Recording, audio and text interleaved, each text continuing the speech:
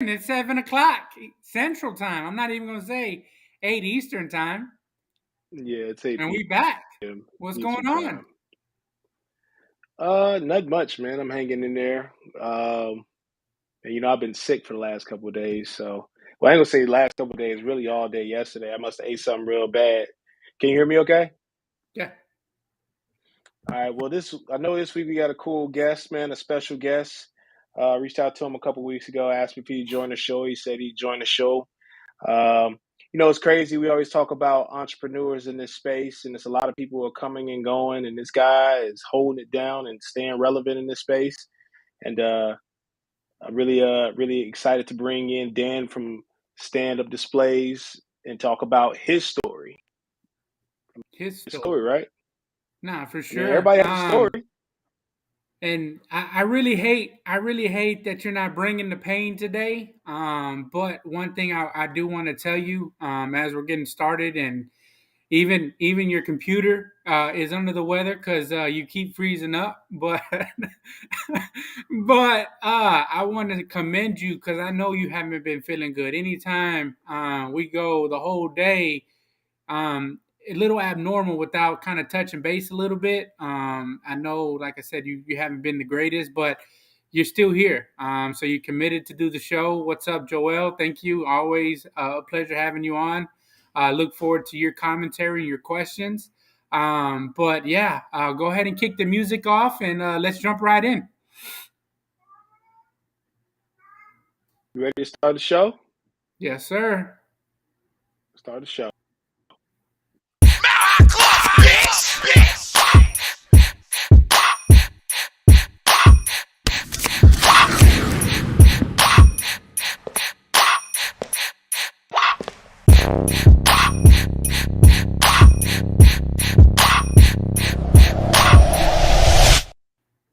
What up? Hey, man, I like your hat. Okay. I like my usually hat? rock Astros hats, but since we got a new head coach, I figured I'd show the Rockets a little bit of love, man, Mm, I see. I and see. put Appreciate the on for my guys that are city. watching on Instagram.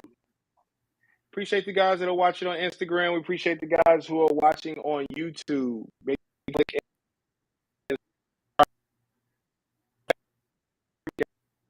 Am I okay? No, Lagging still? I don't know what's wrong with your connection today, man. Like I said, your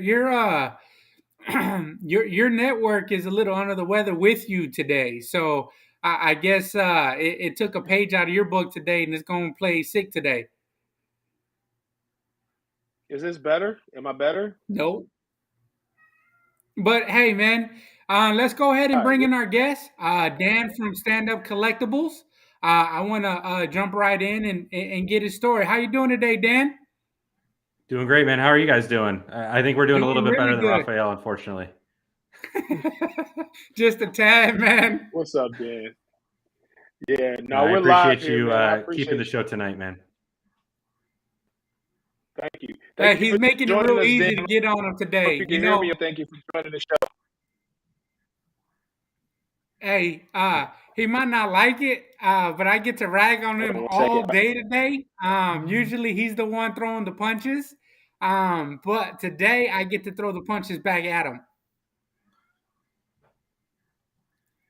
It's only good if he can hear you, But let's though. go ahead and jump right in. Since I don't know what the hell is going on with him today, he's going to have to get his act together. I know if he refreshes and goes out and comes back in, you should have did a test run. But I know that you've been over the toilet all day today, man, puking up your guts. But let's move over to Dan. Dan, tell us a little bit about yourself. Let us know how you got into the hobby. And then tell us a little bit about what are you doing today and how it's impacting us. Yeah, absolutely, man. So, name's Dan Patel. I founded Stand Up Displays. I'm from upstate New York, but you've probably seen me all around the country at shows. I got started in the hobby like everybody else. As a kid, found it. I was into sports, so it was natural to collect cards. And you eventually get away from it. You go to school, girls and cars and all that fun stuff. But then we all tend to come back to it. So I got 3 kids now. They're all really heavy into Pokemon cards. They play hockey and baseball. My my oldest son's really getting into soccer, so I think there might be some plays there. But it's been really cool to get back into the hobby, with my kids and living through it all over again. So it's been a blast. But yeah, so as I said, we started Stand Up Displays back in 2016 now. If you've seen on Instagram or Facebook or anywhere where people are showing brands that they currently are repping underneath the cards on their feeds, we started that back in 2016. So we've customized them. They've become a huge hit. We've been at it for a while now. I know Raphael's got a couple. We got to get you some if you don't have any yet. But that's kind of what we've been doing the last 4 or 5 years now, and I've been doing it full time for just over a year. Oh man, that's dope. So you're talking about the displays where some of the breakers have? Yep. So like, for example, here, this is one we did for Tops, right? So Nice. Okay. you can Yeah. put I your card actually right just on there. ordered some, man. And then Ralph told me that he had a guy. If I would have known he had a guy, the original stand-up display guy, then of course I would have come to the one and only, man. But yes, I will definitely link up with you. I need to get some Kobe collector displays as well as some MC subs displays as well, and some Prizm Gawdz displays. So we buy and sell a whole bunch of cards, and we like to take pictures with those displays. So the sign that you got right behind you, is that some of the stuff you do too, or just the displays that for the countertops? That's just for at shows and stuff to get the name out there. It's got our QR code and everything on it, but I got to hide the shelf that's behind it when I'm live, so that's why that's there. Hey, man, I wish we had one of those to hide Ralph, since he keeps coming in and out today. Is he there? Oh, can everybody hear me okay this time? Hey man, Machado's Can everybody hear cards me from okay? Instagram said that you're looking like an Etch a Sketch right now, man. Hey, we're gonna go in on you today, man. We might as well. Hopefully, Prism's gonna be a good sport today. But go ahead and kick him while he's down. He won't be down too long. But we're gonna go ahead and go in on him a little bit. We do have some topics for today. A lot of it has them around Okay, you some hear of me, the right? current events. What's going on, Ralph?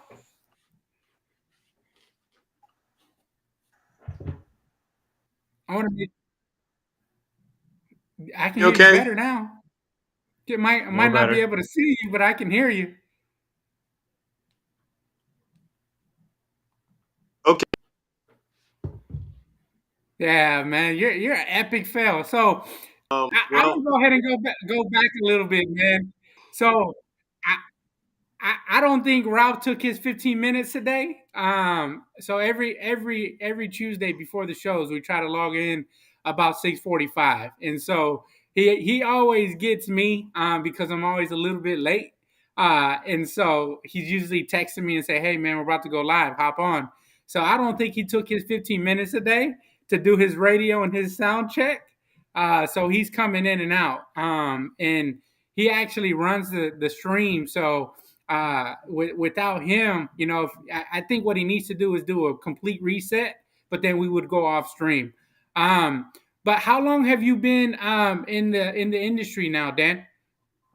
So yeah, it started as a kid like 30 years ago now. But back in it, I think since like 2014, 2015 Okay. timeframe. So, it's been a blast. It's been cool, like I said, to live through it with my kids.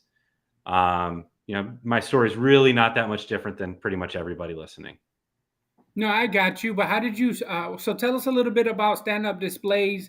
Sure. How did that idea come up?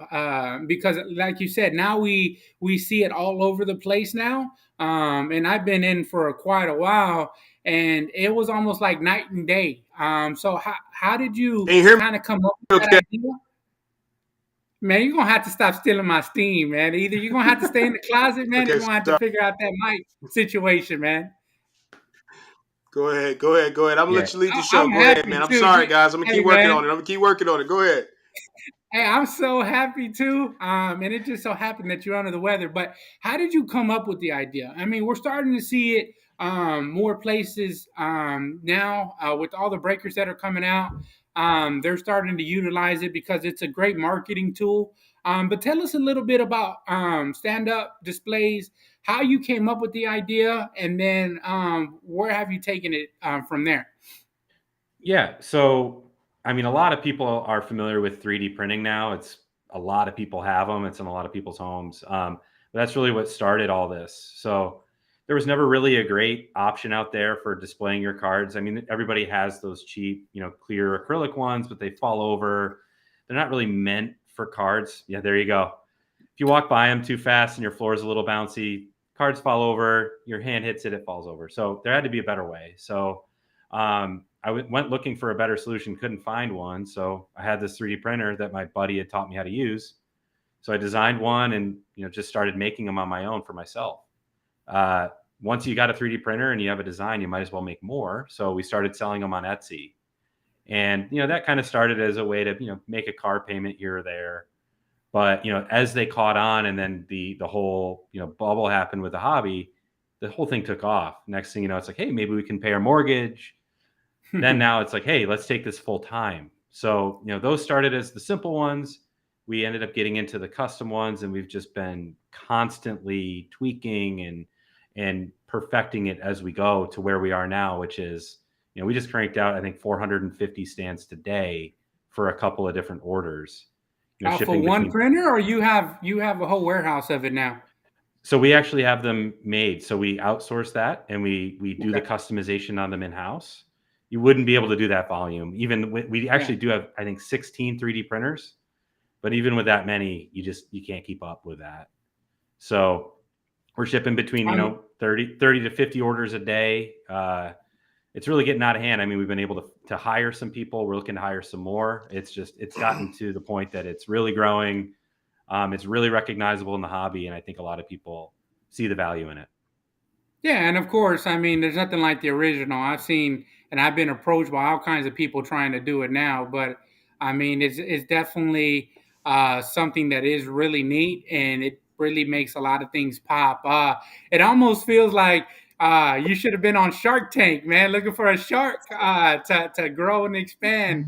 And it almost sounds Yeah. like some of the stuff that they talk about on there, where you have to outsource it to keep the price per unit down, Yep. but also keep it at an affordable price, so the entry point isn't that high. Yeah. No, I'm super proud to say everything's made in the U.S. So when I say outsource, we've gone to U.S. suppliers for our parts. So that's a huge important thing for me. Plus, it helps with lead times, and there's no real issues with stuff getting lost, etc. But no, that it's been great. And yeah, we did kind of go on Shark Tank. We did take on an investment back in 2021, and that's really what enabled me to leave my really nice paying job with benefits and all that to go figure this out on my own. And obviously with the support of my wife and family as well. I mean, that's one of the things that we talk about on the show. And thank you for everyone joining in on Instagram and YouTube. I know Ralph is having a little bit of technical difficulties. I'm pretty sure he's going to chime in at some point. But Can you hear me okay? we do have You're him in better now. statue. We have him in statue and Etch a Sketch there at the bottom, and I'm sure that he'll chime in as we go. But we talk about some of the different ways to be involved in the hobby. And a lot of people think that it's just buying and selling. Some people might think that, oh, I collect. I don't even know the first things about buying and selling. But here goes another avenue of how to be in the hobby, be relevant, and make an honest living.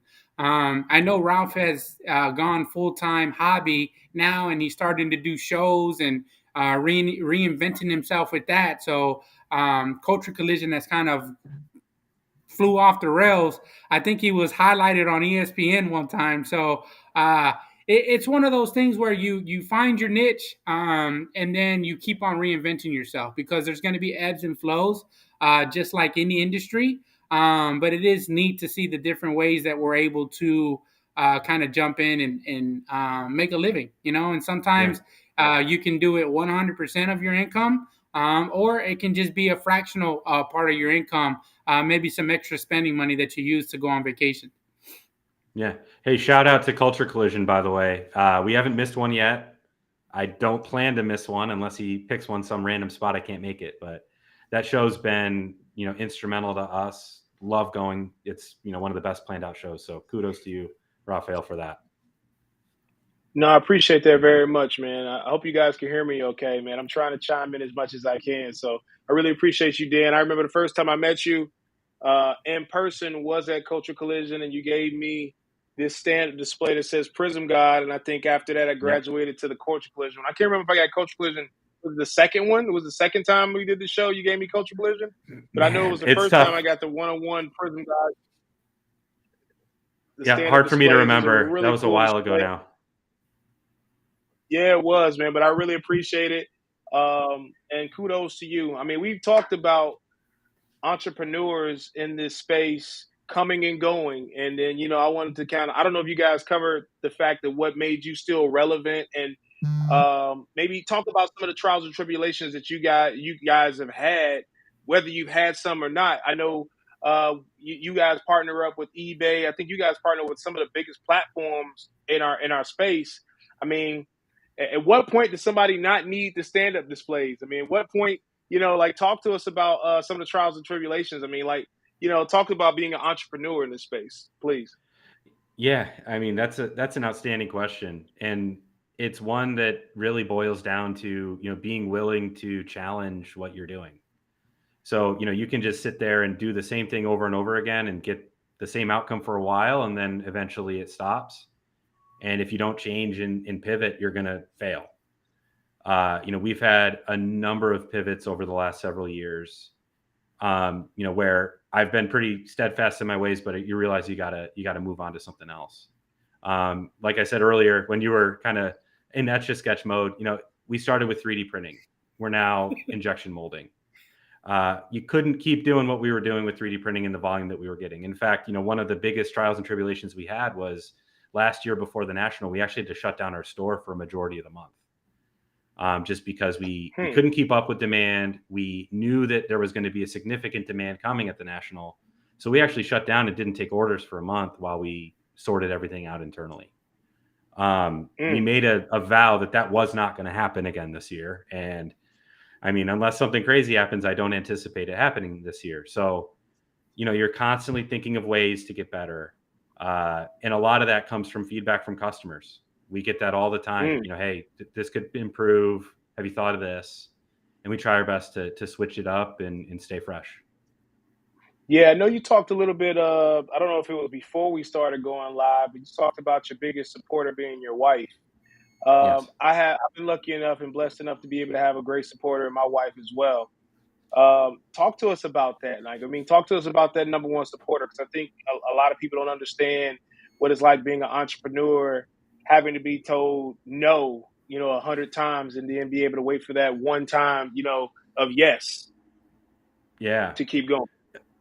Yeah, man. I mean, so I got 3 kids also. So I have an 8-year-old, a 6-year-old, and a 2-year-old. So on top of, going and doing this, we've got a lot to focus on and be there for at home. But to your point, my wife Kaylee is the biggest supporter I've had my whole life. We started dating when we were 15, got married, early 20s.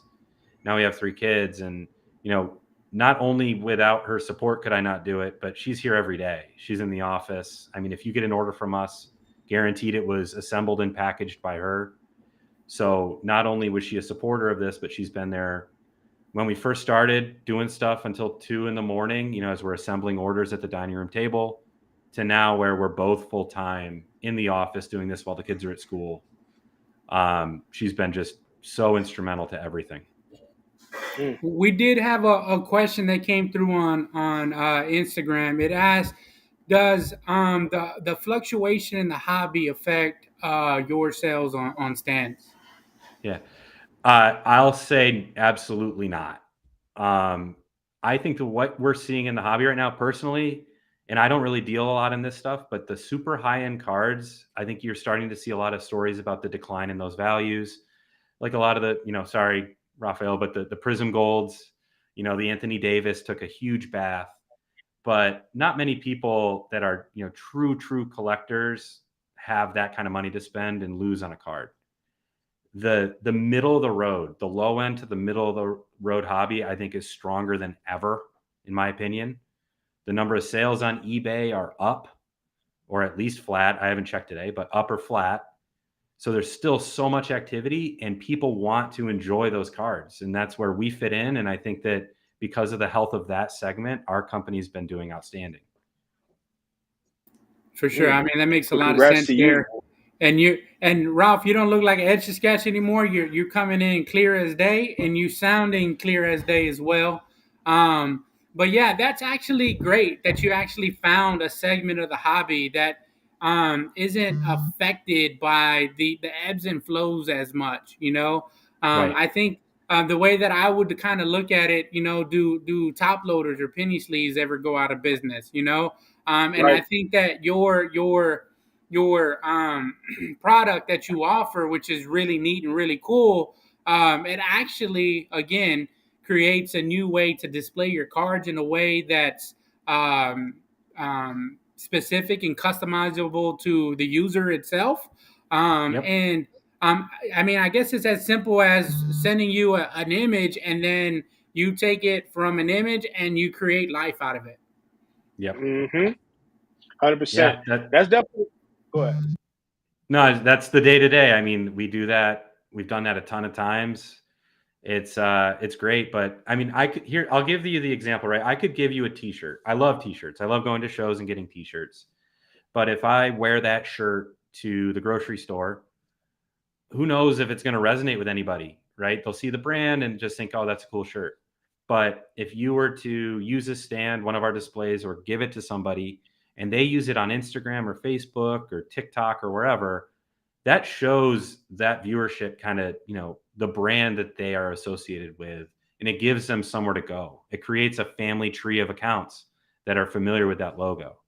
So yeah, shirts are great, hats are great, water bottles are great, but these displays, I think, have really created a lot of very strong brand recognition within the hobby that is getting people back to where you want them to go, which is your account to digest your content. Yeah, I remember when I first got into this space and really took it serious. I felt like my branding was really strong on social media, but I felt like I got lucky. I think that when I first started going to shows, I started doing the stickers, I started doing the t-shirts, and then start to kind of see how everybody else has started kind of taking their brand serious. So to hear your input on how the importance of, creating your own stand, especially for breakers, right? When you break a card and you pull a really good card, what way to show and push your brand and to have your brand recognized with the card that was pulled. So I definitely think it's a great idea. And I told you, I think a long time ago, I think at first Culture Collision, I thought it was a great idea. And I really, like I said, I appreciate you creating my own stand. I definitely, I think I bought some stands from you that weekend, that show too. So I wanted to support. I try to support as many different businesses that are out there, but I know for a fact I did buy some stands from you. I think it was the black ones. They're in my closet right now. And so, kudos to you for being, for doing what you do, and and being great at it, and recognizing that. I think what people don't realize is the business of the hobby is finding out a market that maybe it's untapped, and you jumped right into it and went for it, and it's been successful since. So, man, kudos to you, and congrats to you and your wife and your family and your staff. You just hired somebody, right? So, congrats to you guys, growing and keep going. Absolutely. And, I have to say this too. One of the reasons you didn't get lucky is relationships. You specifically have done, just from my experience, have done relationships incredibly well. And, that's a piece that I did not mention. We would not have been where we are without people just by, graciousness and word of mouth saying, hey, I got this display from Stand Up Displays, because we've done zero advertising to this point. And it's all been by word of mouth and, like I said, the graciousness of people. So if you build strong relationships coupled with a strong business sense, I think there's a ton of opportunities in the hobby for people like that. And how hard is it? Go ahead, Ralph. No, I was going to piggyback off what he's saying. I think that's a part of the business of the hobby that I think people miss. When I first came in this space, I wanted to make sure I kept my nose clean, so to speak. because I didn't know what I was going to do for this, what I was going to do long term. Yeah, I do like the buy, sell, trade aspect of the hobby, but I want to kind of get into the business of the hobby. I want to figure out a way, because I felt like in order to change the hobby or make it better, you have to kind of get into the business of it and see, all right, well, what's been working for a while, what can change, what can we make better, and then you kind of got to dive into the business of it. I mean, you got to think, man. The first time I did Culture Collision, bro, we did it in 90 days, and I would never do a show of that magnitude in 90 days ever again. But I just think that being able to do it was a blessing. But it's crazy. But he hit it dead on, man. If it wasn't for my relationships, I leveraged my relationships to be able to make Culture Collision special. That's why I always push and tell people all the time. We are the hobby means exactly that. It was me just leveraging my relationships that I had with people and say, hey, look, I'm thinking about doing a show. Would you come? Yeah, I would come. And I got more yeses than nos. And of course, that's how Culture Collision kind of, again, was born. And I wanted to kind of do it my own way. Now, I'm not going to lie. I burned a lot of bridges, though, with personal friends who were like, I want to do the show with you.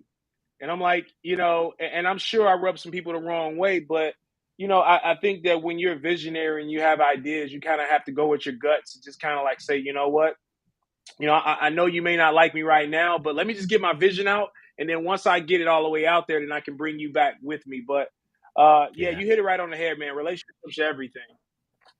Well, the thing I was gonna Right, go ahead, say Mark. before the Etch-a-Sketch came and interrupted, right? Was and we're gonna use that all show. Like that's the model of the show, the Etch-a-Sketch. So I'm going to make a display Machado's for him with cards. an Etch-a-Sketch on it.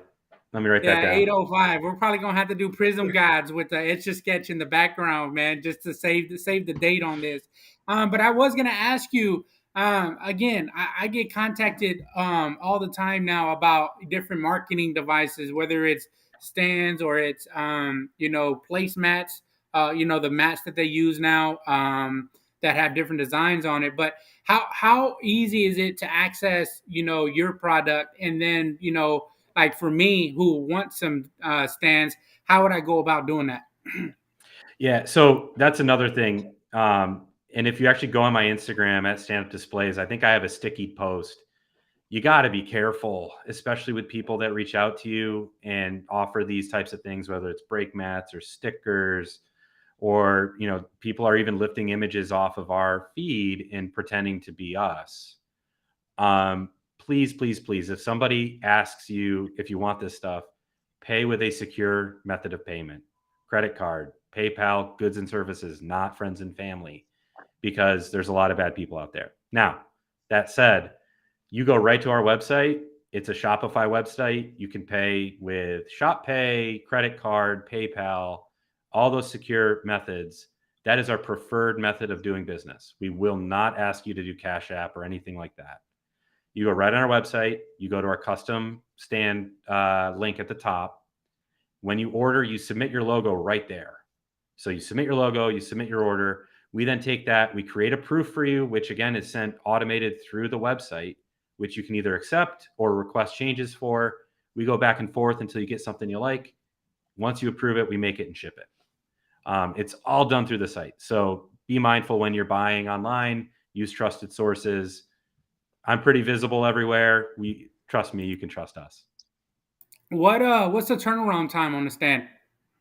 So we've, with the current process that we're running, with timely responses to everything, we can have orders up to 10, 20 pieces out in 2 to 3 days. We're actually cranking out an order of 500 here that we'll have out in less than 3 days.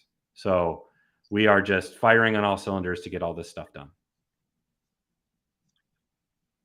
All right, well, there you go. So did you want to talk about, is there anything else you kind of want to say, Dan, before we continue? Because I know we're kind of getting through the halfway mark of the show, and I wanted to kind of cover some of these new topics that we want to discuss.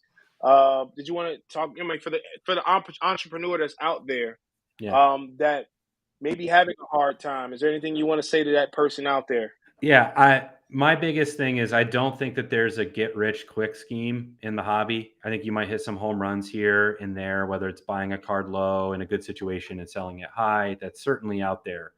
But, I know everybody here on this stream, including myself, it's a grind, man. I mean, we are working long days to make sure we get everything done, but I would have it no other way. I'm doing exactly what I want to do. I'm working harder than ever before, longer hours, like I said, but man, I would not go back to my previous situation. So if you're thinking about doing something like what I've done or getting into the hobby in a business sense, get ready to work, because it's a ton of work, but it's worth it. 100%. And make sure you got a partner that can help, that supports that too, man, because it's tough. Yep. And be willing to take criticism.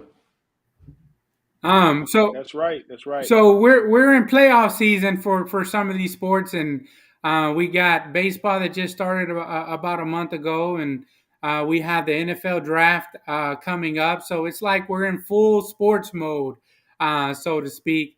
I don't know much about the NHL playoffs. I have been watching a lot of NBA playoffs, but I do want to get your take on NHL, and then we can kind of segue a little bit into NBA.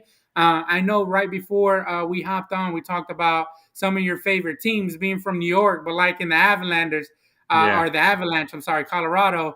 I actually have a recruiter who works for me. He's from Colorado, and he loves the Avalanche too. So it's interesting that you are a fan of those. But who's good right now in the NHL, and who's going to take it?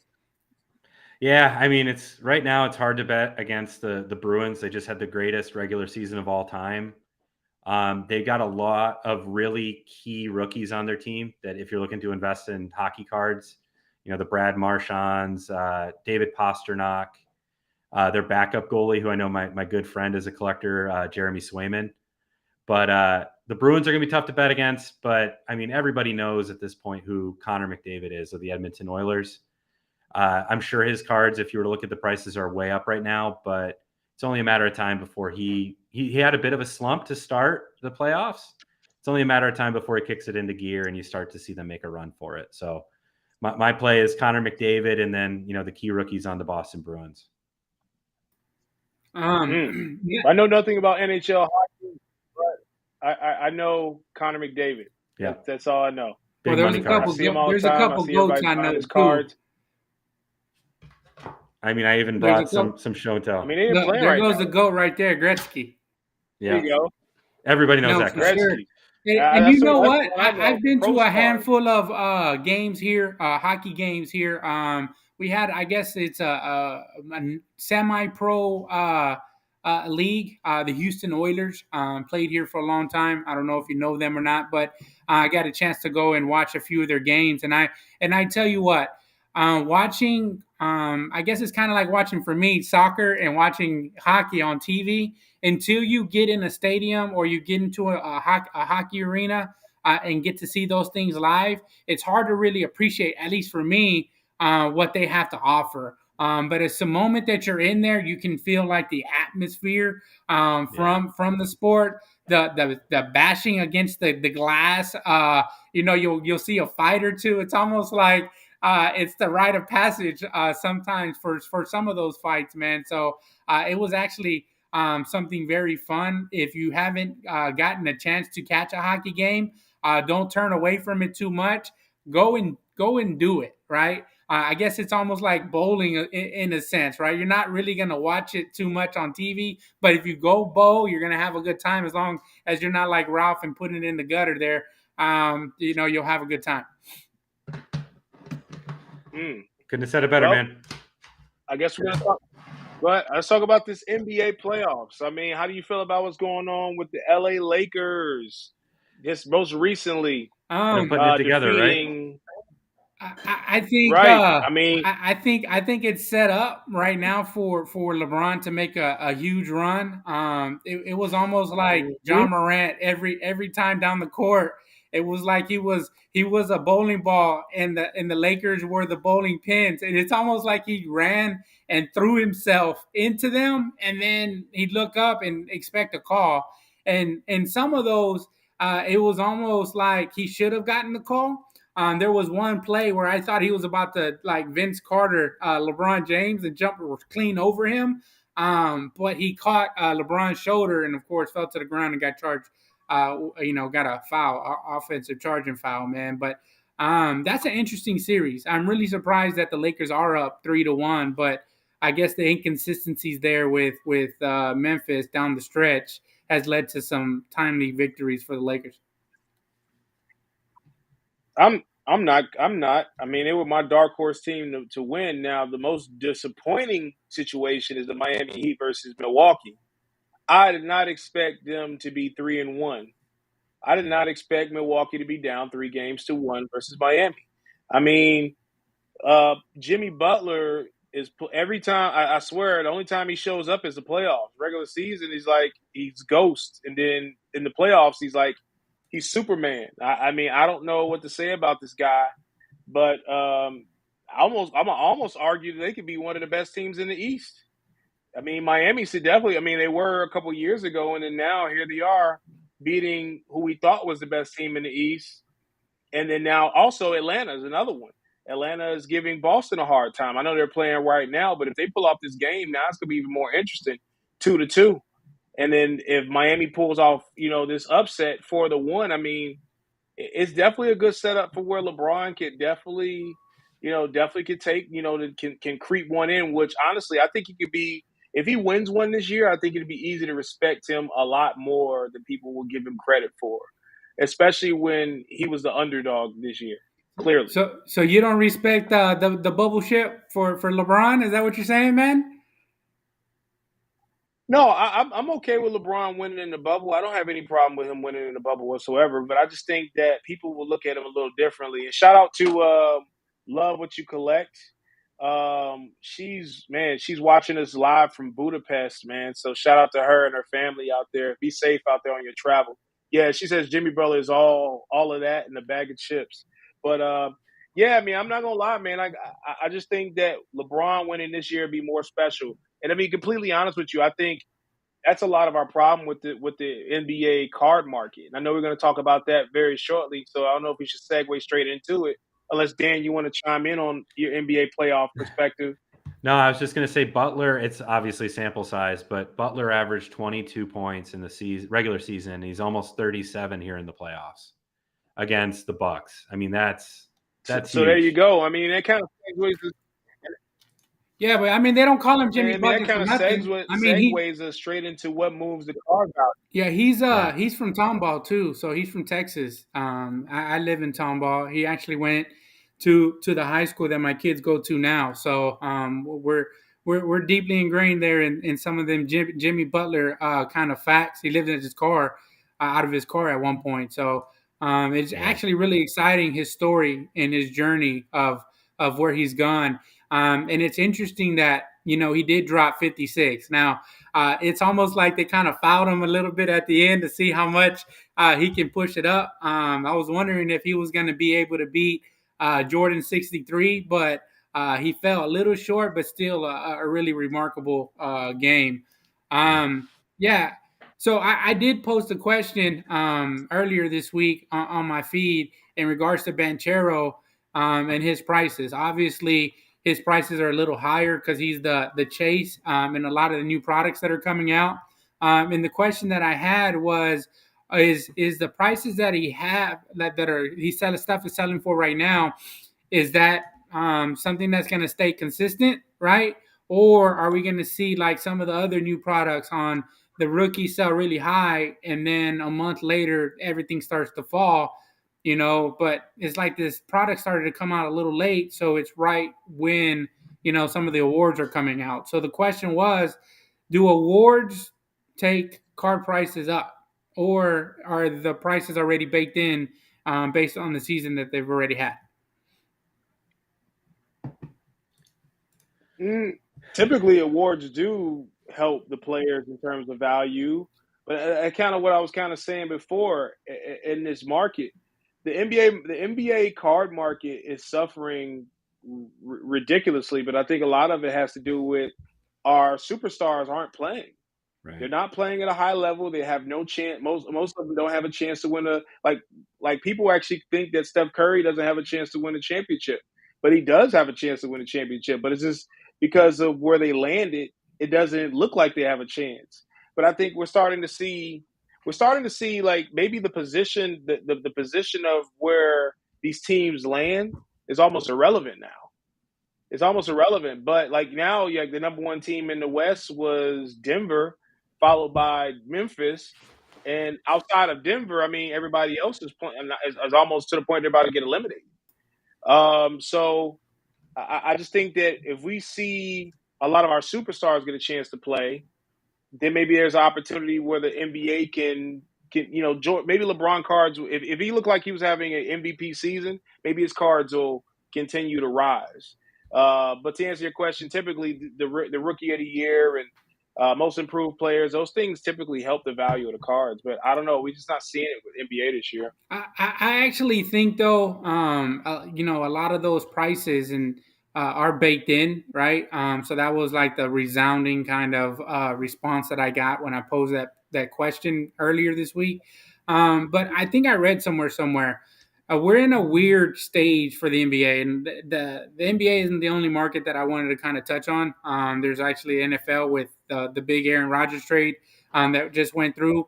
But I did read somewhere in regards to the NBA that we're in a weird stage where your superstars are aging, right? So their prices are kind of to a point where they're not going to go up and down until they do something remarkable. I don't know what LeBron can technically do to make his prices get any higher than what they're currently are. He really outsells every other NBA player currently. Even most of the rookies, he's outselling them. If you look at what the Prizm Gawdz are selling for, so we get young superstars, right? A lot of them, they're early exits from the playoffs. They're had marginal success and wins throughout the regular seasons because of the teams that they're on. They were drafted high, which means that their team more than likely weren't good. And so that marginal success doesn't necessarily equate to huge sales in the hobby. Mm-hmm. That's very right. That's very true. How do you feel about that, Dan? In terms of about the question posed we talked about today? Yeah, I don't think you're going to see a lot of movement, especially when the player's not active. I mean, if you had a rookie that won Rookie of the Year that might have been a lower pick, like you said, and was still active on a good team, I think you'd see some lift.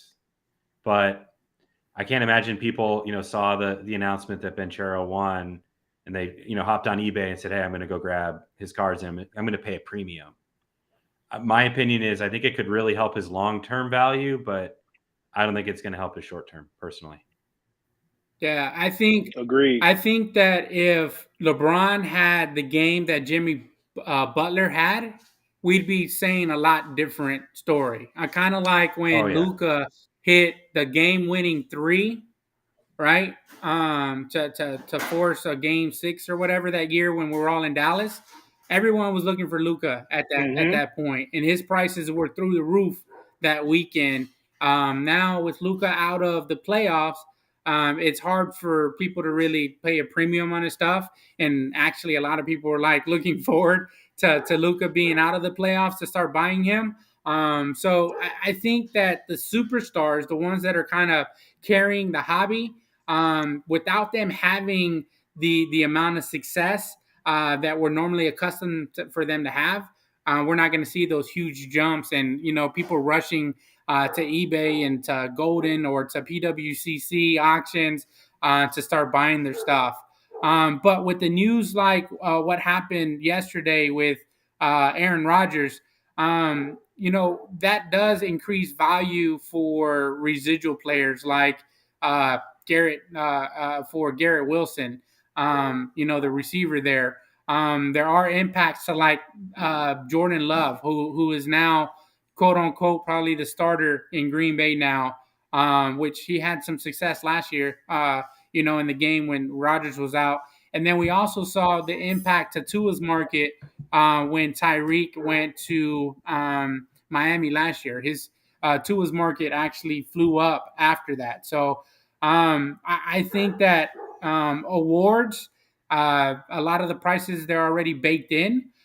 Trades do have impact on the hobby, especially if they're going to big markets, and then you'll have residual players who are probably set up to have great seasons, you'll start to see them go up. But then you see like a Zach Wilson, right, who was the quarterback there in for the Jets.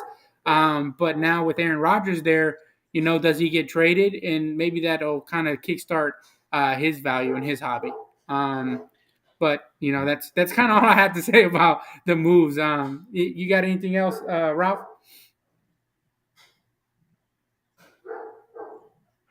Oh. Ralph?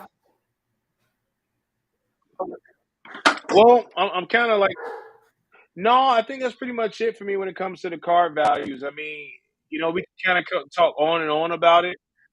Yeah, can you hear me? Yes. Hello? Yeah, I can hear you. Can you hear me okay? Yeah. Hello? Yeah, you might not be able to hear us. I can hear you. Keep talking. Yeah, we can hear you. So just to piggyback off what you were saying, I mean, is there a world where the Jets cut Zach Wilson? I feel like that could happen. Also, keep an eye on the Packers. I mean, do you think Jordan Love is the guy? Or do you think they look to draft a QB? It kind of depends there. I mean, and if he is, he has a young kind of receiver there in Watson that that didn't leave. I think they signed Lazard away from Green Bay in anticipation of Rodgers going to the Jets.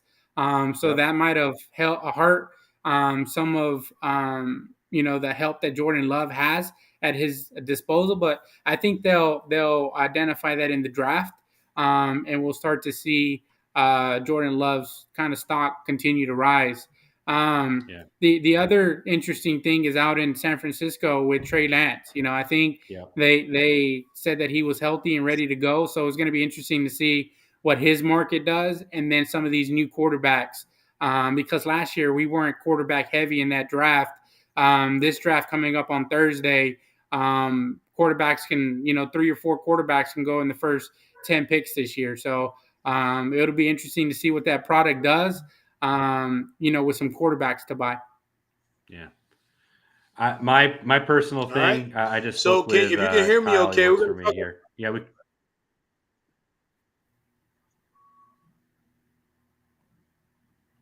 want me to keep going? Hello? So my thing to look out for here is the Eagles.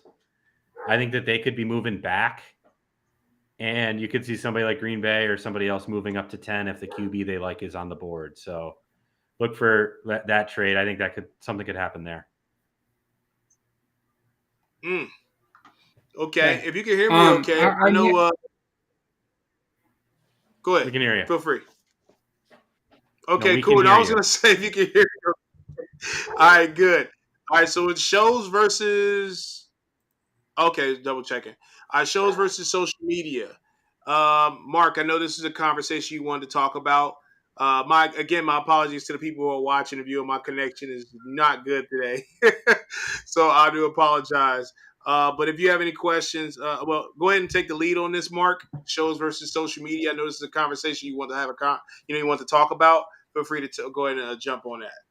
No, so I mean, I did pose a question earlier today, and of course, me and Ralph don't talk too much on show days because we like to keep it for the shows. So there's pros and cons with traveling to shows, and I know that Ralph, you travel to a lot of shows now. I know you don't do too much advertising, Dan, but do you get a chance to get out to shows, or do you feel like your social media presence is something that kind of builds and kind of drives your market space? Yeah, it's social media for us. I think over the past couple of years, we've been to several shows, but you just don't get the reach that you get on social media. Now, there are some really important shows that I think if you have the ability to get to, the ones you should get to are obviously Culture Collision. That starts the year. Mint Collective is more of a industry type show, but I think it's still worthwhile. Obviously, the National.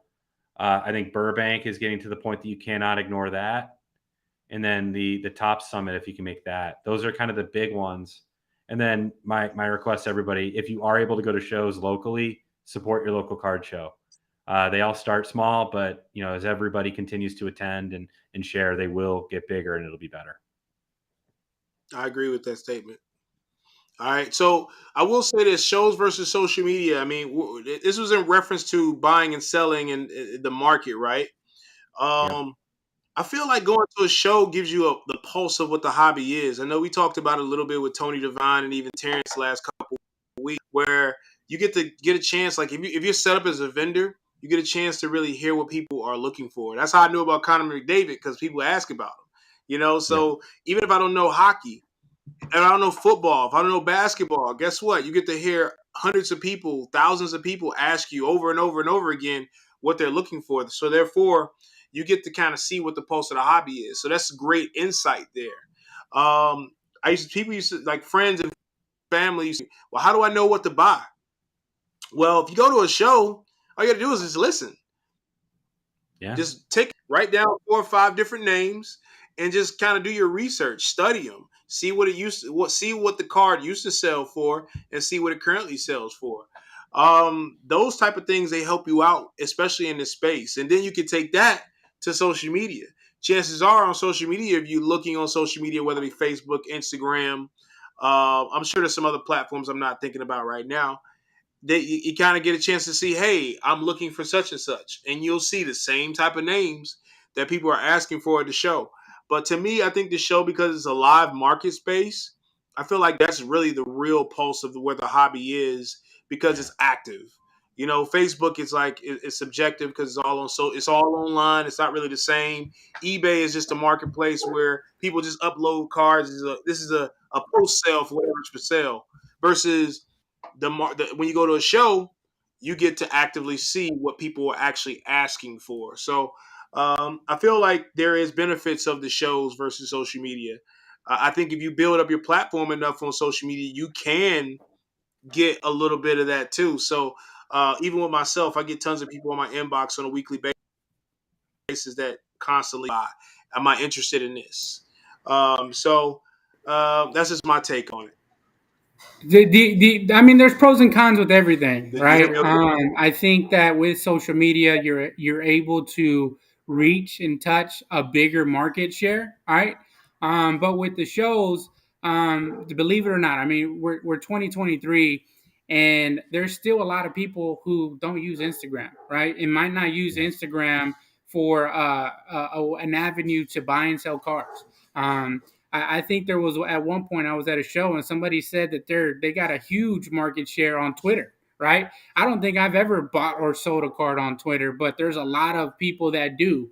So pretty similar to that aspect. I think that there's a lot of people who go to shows that have never bought and sold online, probably because they probably don't trust it, right? There's a lot of trust that is involved. I mean, you can still pay with goods and services and still never get your money back, right? So it's always, you got to be careful to how you conduct business online.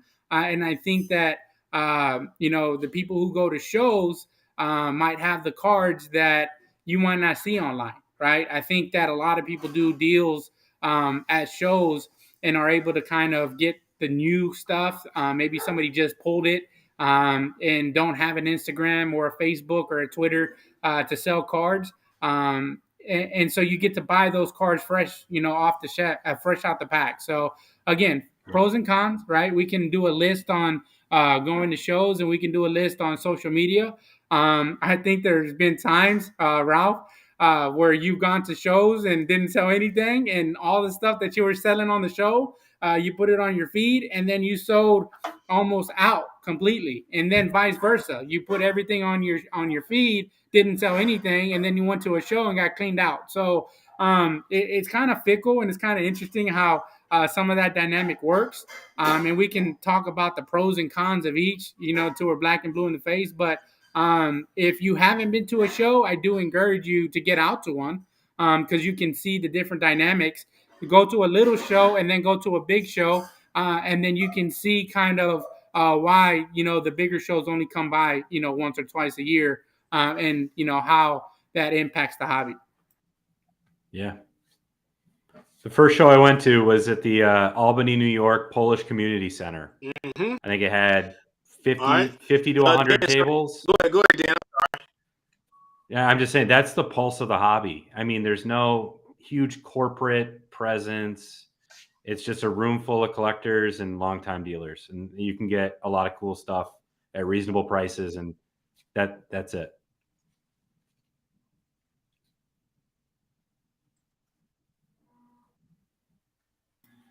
Yeah, you coming through choppy now again.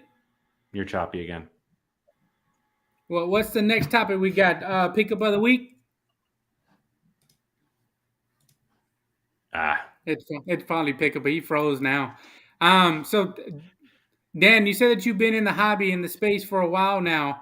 Yep. Our next segment usually is pickup of the week. Anything cool that came in this week that you'd like to share with everyone? Yeah. So over spring break, sorry for the light there. Over spring break, I took the family to Baltimore for a weekend at the Inner Harbor. If you've got a chance, go check it out. They got a cool aquarium, really good food, etc. But we caught an Orioles game, and the kids loved it. You know, they play baseball, so I kind of started a mini PC here of Adley Rushman. He's their catcher. This is the vintage stock out of '99. He's playing great. The game we went to, he hit his first career walk-off home run. It was so cool to see in person. He's a hot prospect. I think he could be a good buy here in the future. But that was my pickup this week. So I do a lot of subs for a lot of different people across the world. Actually, I'm international now, and so one of the cards that came in today that I wanted to kind of share was a PMG green of the new LeBron. That was pretty cool. This is actually the second one that I've had from this guy. Shout out to Exquisite Collector. If you see, he'll reference MC Subs on his Instagram when he shares most of the cards once they come back from PSA. And then a cool little another Metal Universe. This is actually the employee exclusive from Upper Deck. I was a little sad that they didn't number them this year.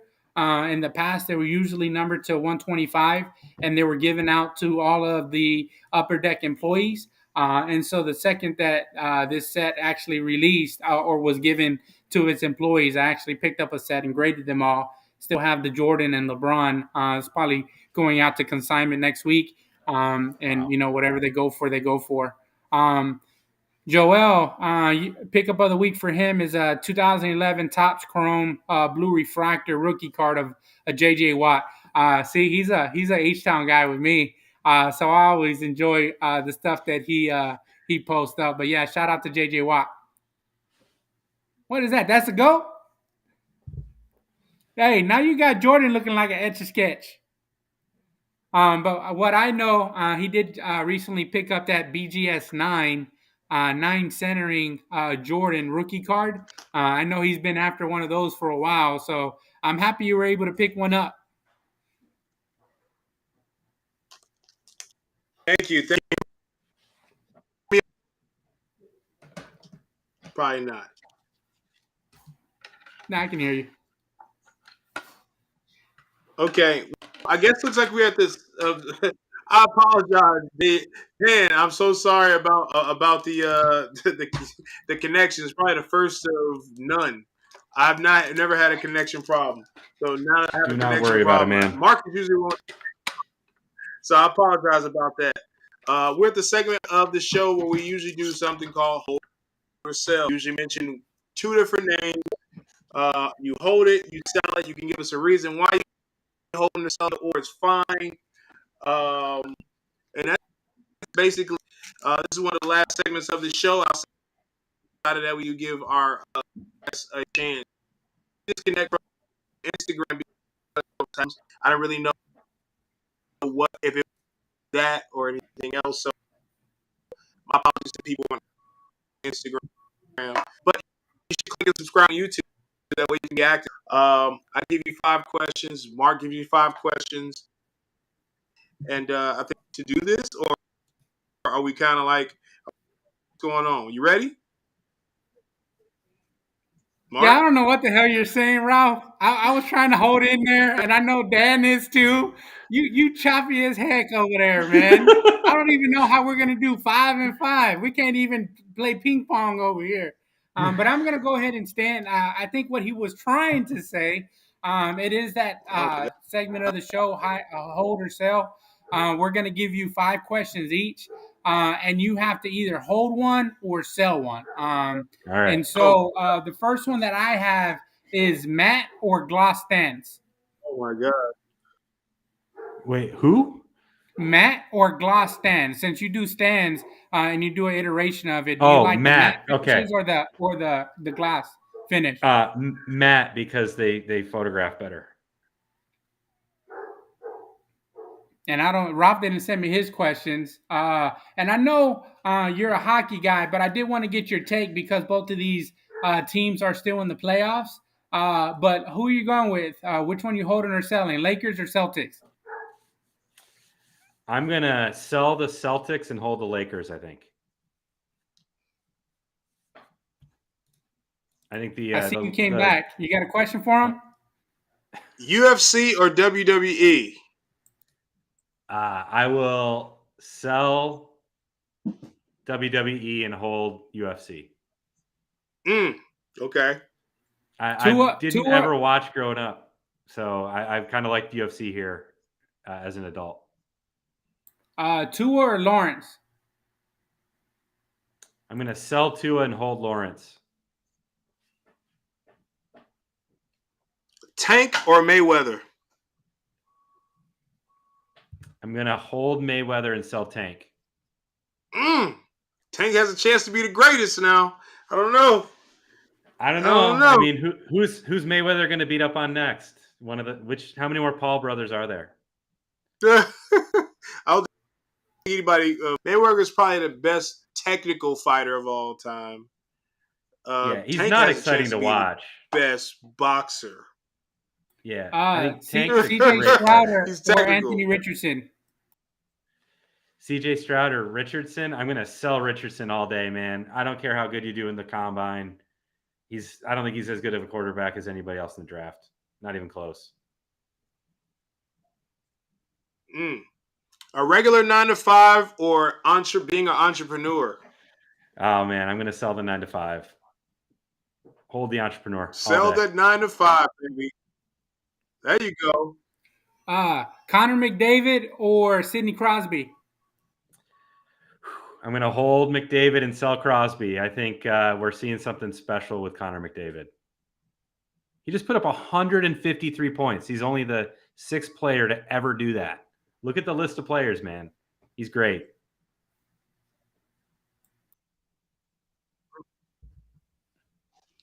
PSA 10 Flair 86 Jordan or say 7 Mickey Mantle. Oh, I'm going to go PSA 7 Mantle. I'm going to keep that. I'm going to hold that. I'm going to sell the Jordan. I'm going to. Oh, sorry. This is retarded. I heard PSA 7 Mantle. No, it's okay. I heard PSA 7 Mantle, which I'm gonna hold that, and here's why. So those have been 2 of the most special moments so far for our business. We have actually had the pleasure of our displays being used to show off 2 of the 3 PSA 10 mantles. Now, you're not going to get your hands on one of those, so I would definitely take a PSA 7 mantle over the 10 Jordan. Sorry, man.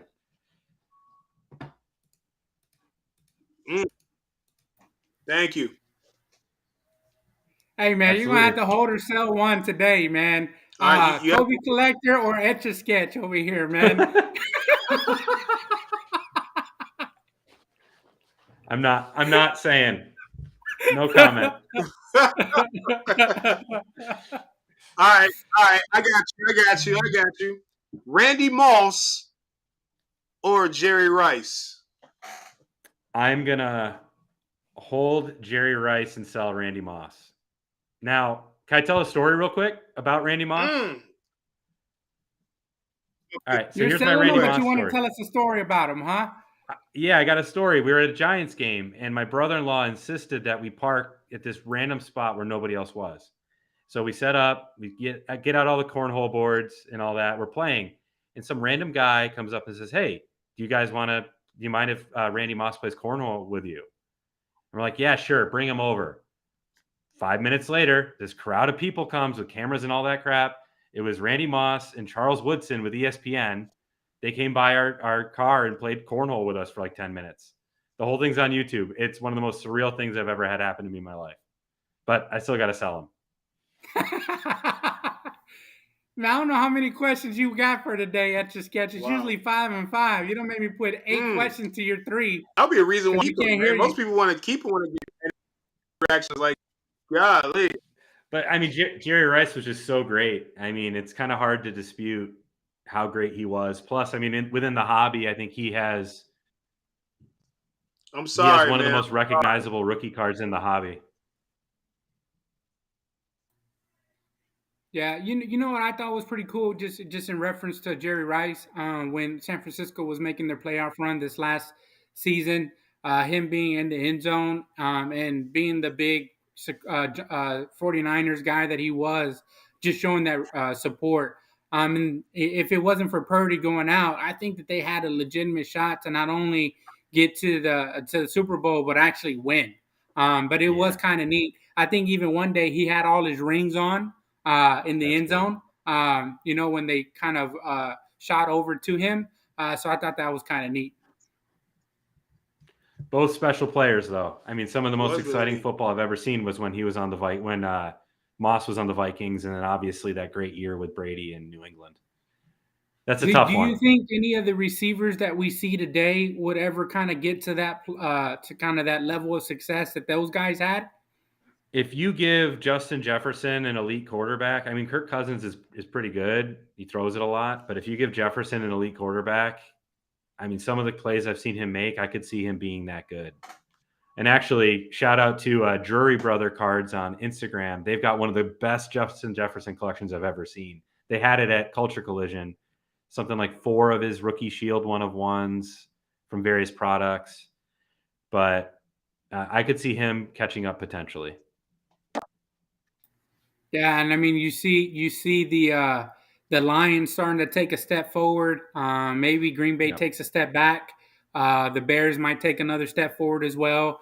So it will be interesting to see what happens with that NFC North this upcoming season. Since you took away our Instagram, I don't see many questions coming from YouTube. Any last thoughts? Any questions that you had, Dan? Before we end the show? I don't know if it's announced yet, but I'd really like to know when the next Culture Collision is. If you have announced it, I apologize, but we got to get that on the calendar. And then the other question that I have for you guys is, I'm assuming, are you both going to the National? Obviously, Raphael, Mark, are you going as well? Yeah, I'll be at the National. I told Ralph, and I'll also be at the next Culture Collision too. I know he has the third show coming up. I just don't remember, Ralph, if you said that you were going to do it this year or if you're going to do it at the beginning of next year like you normally do.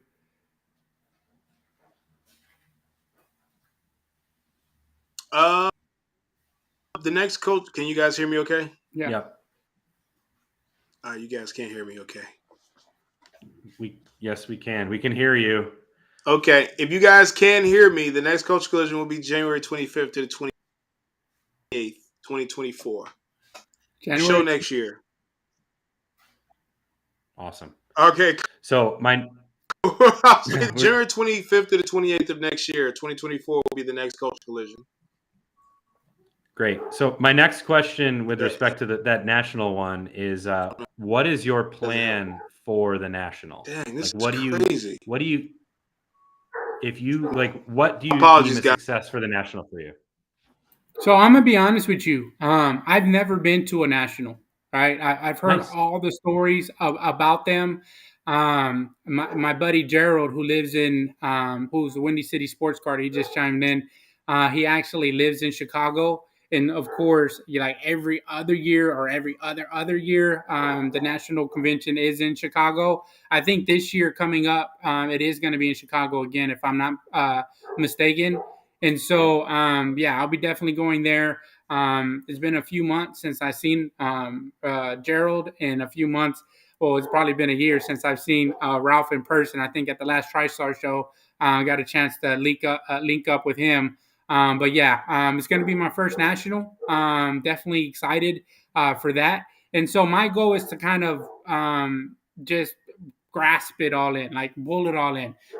You hear about the week long, show with tables and dealers from one side of the room to the other side. I think there's like 3,000 tables, and it's almost impossible to get to every table and see every card there. But again, from the rumors and stories that I've heard, if there's a card that you're looking for, if you can't find it at the National, then it probably doesn't exist. Yeah, that's fair. And I'm reading a comment here saying that the National's overrated. Now, I've never attended the show as a collector. I've been to 2 now as a vendor. And I'm just going to say, as a vendor, it is absolutely not overrated. There's no situation in the hobby where more people interested in all the products in the hobby, there's never a collection of people like that aside from the National. So as a vendor, there's literally 0 shows that are more important to us than that show. I would really like to attend it as a collector someday to challenge that, to see if I change my opinion. But, I'd love to hear your opinion after you go to your first one to see kind of what your feelings are, because I hear it's super overwhelming. But yeah, I think it's me an and experience for Ralph sure. actually we'll be actually having a live podcast from the National. We'll have some guests that Nice. actually come to the table and kind of chime in while we're there as well. And I'd like to just be out there in full force, hang out with some hobby friends. Man, I've been doing cards for over 20 years now. So over 20 years, you get a chance to kind of meet a lot of great people through deals and through networking as well. So it's almost interesting to kind of put a face to some of the names that you see. I FaceTime and we get on podcasts all the time, but it's I've done a lot of deals and Ralph's done a lot of deals, probably thousands of deals over the years, and so it's always good to connect. I know usually when we do the Dallas shows, we do have people who listen to the podcast and they'll come up and they'll tell us how, kind of what they're getting from the show and offer suggestions. So that's always cool to kind of run into as well. Yeah.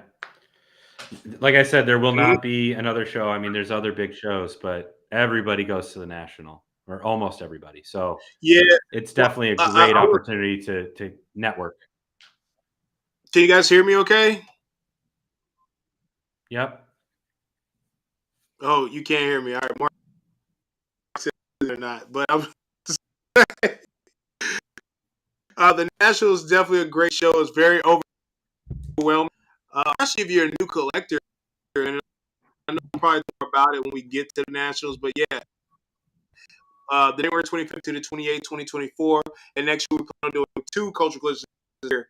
So we will have a fall edition of Culture Collision. It's kind of like a late edition, I'm going to say, more than fall, after the Nationals next year. And then we plan on doing some other things later on. But Culture Collision plans on having a big presence at the National. We have a couple of different events we're working on that we'll be announcing as we get closer to the National. Just trying to make our presence more out there, man. I think that's one of the things that we've been really focused on this year is trying to push our brand more amongst everyone. So you will, see a lot of us at Coach Collision. We have our own section, and then of course Marka and I will definitely go live from the National and have our podcast live there. So it's gonna be a really cool time for us. But Dan, I really appreciate you being on the show. If anybody has any questions, feel free to chime in. I'm sorry, I apologize again, but I'm under the weather. Mark told me not to do the show because I was under the weather, but I still wanted to continue to push to be a part of the show. I felt like it took us a while to get to the point where we got a rhythm. Now we're on episode like 6 for the year already. And once you get a rhythm going, it's hard to really kind of stop. And that's really one of the things I really just want to do. It rain, sleet, snow, sickness. You don't know, yesterday I was throwing up, man. I was throwing up all day. So today, being able to get hydrate, drink my Pedialyte and Gatorade, being able to be here is awesome. So appreciate Dan jumping in. Everybody watch. If you have any questions, feel free to throw it out.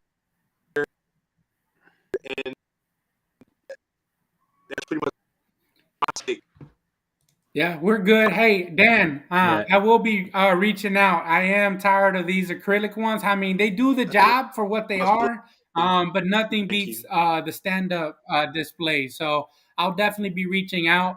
thank I you. don't know the type of image that I need to upload once I get on there. I don't know if it's a specific vector file or image file or something, but I'll definitely be reaching out to get some of those displays. I'd rather the authentic ones.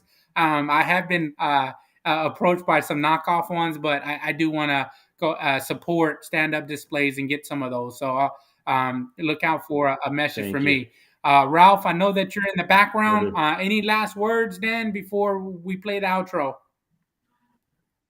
No, I appreciate you guys, and I appreciate Ralph for sticking with it, even though he was sick. I know how hard that can be, but really appreciate you guys. Keep doing what you're doing. Keep connecting people, and keep All having right, fun. thank you. Ralph, go ahead and run it, man.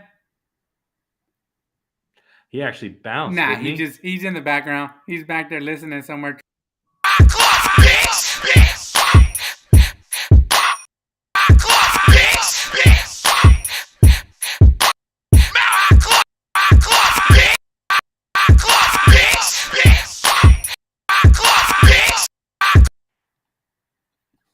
Hey, even his outro was in and out, man. Hey, Ralph, you're gonna have to fix that for next week. Oh, But everybody, have a good one. Thank you for joining in.